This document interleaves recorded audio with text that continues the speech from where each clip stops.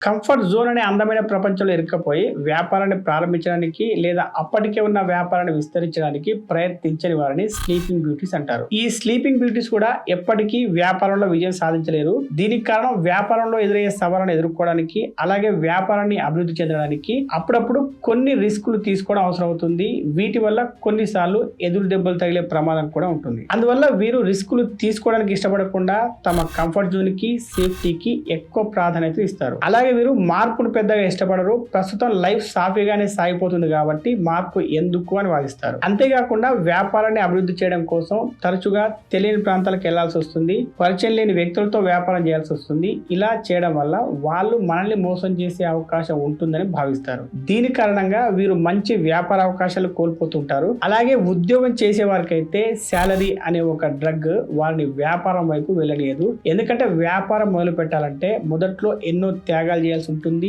నిద్ర లేని రాత్రులు గడపాల్సి ఉంటుంది. ఫ్యామిలీతోనూ ఫ్రెండ్స్ తోనూ ఎంజాయ్ చేయడానికి సమయం దొరకదు. కంఫర్ట్ జోన్ లో బ్రతికే వారికి ఇవన్నీ తలనొప్పిలాగా అనిపిస్తాయి. అందుకే చాలా మంది ఎంప్లాయీస్ ఎప్పటికీ వ్యాపారాన్ని మొదలు పెట్టలేరు. ఒకవేళ మొదలు పెట్టినా ఎక్కువ కాలం సక్సెస్ఫుల్ గా కొనసాగించలేరు.